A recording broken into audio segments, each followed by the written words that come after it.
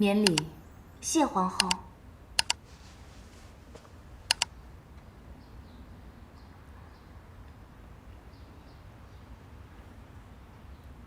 云姑娘，家中有何人？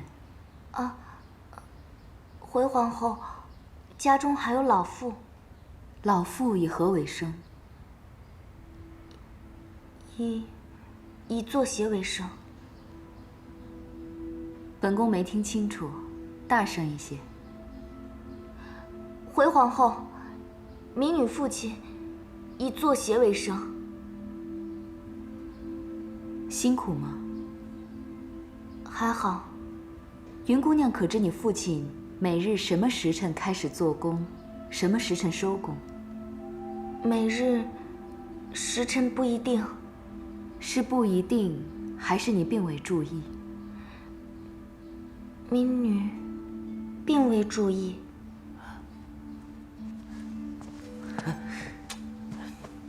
母后，今日不是来谈儿臣与云姑娘的事情吗？为何谈论她的父亲啊？云姑娘，本宫知你与太子早前姻缘相识，你们二人亦是情意相通。但太子毕竟是太子，与之婚配的女子，无论是品貌还是家世，皆须为上乘。云姑娘品貌自然是出众，但家世……哎呀，母后，儿臣不在乎她的家世，儿臣只在乎她这个人。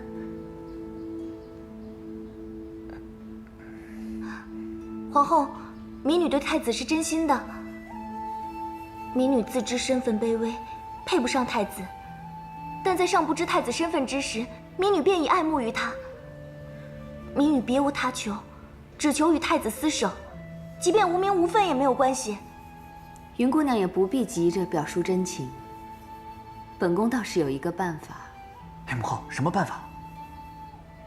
让云父入朝为官，而且是为大官。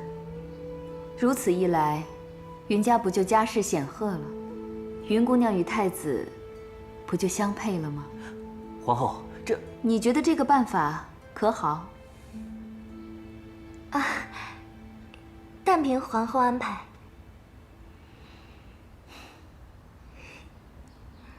云姑娘，本宫恐怕不能如你所愿。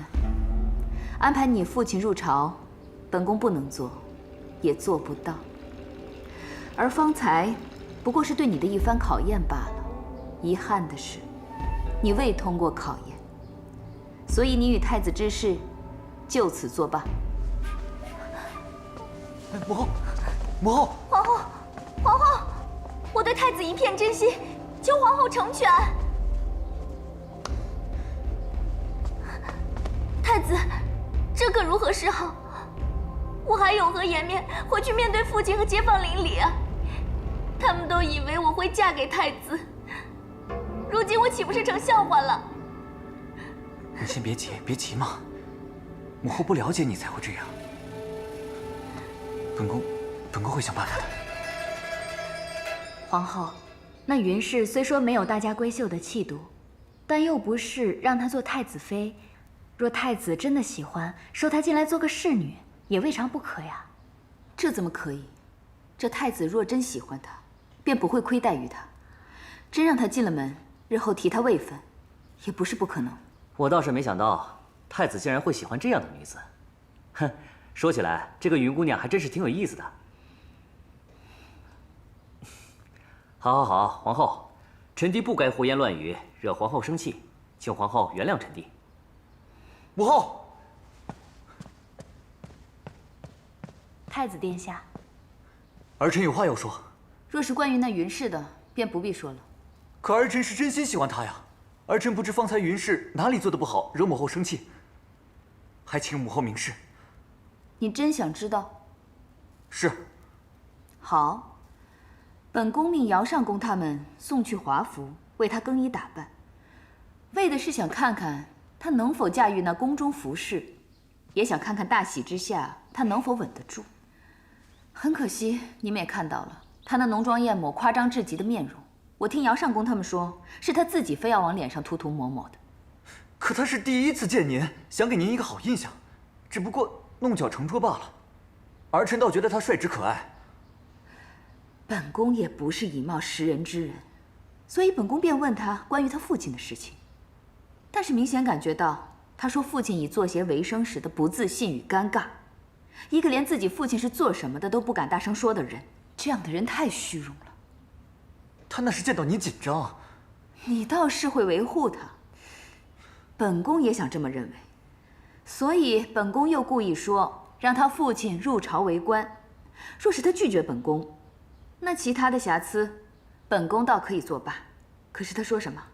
他竟然说但凭本宫做主。你们说说看，像这样的人，怎能引入家门？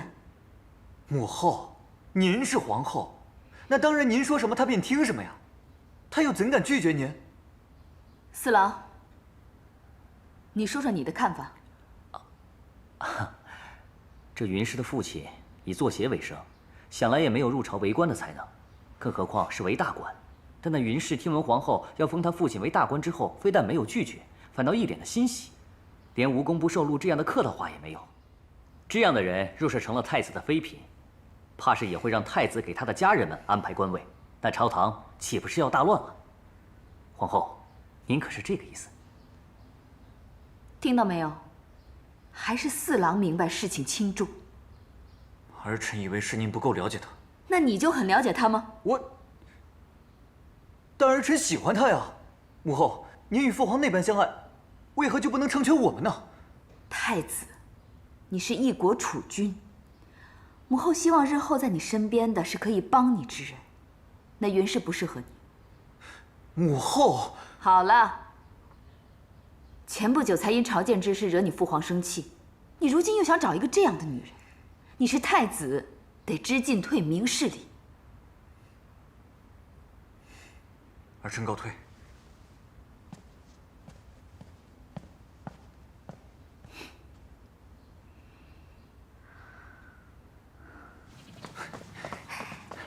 哇，这么大，这么漂亮，喜欢吗？虽然母后不同意，但本宫还是要带你来这儿。眼下看来，恐怕你只能先躲在这里，日后待本宫向父皇禀明，你才能现身。委屈你了。不委屈，只要能与殿下在一起，怎样都不委屈。那这些天你不要乱走，若被人发现，麻烦就大了。我知道，你放心吧。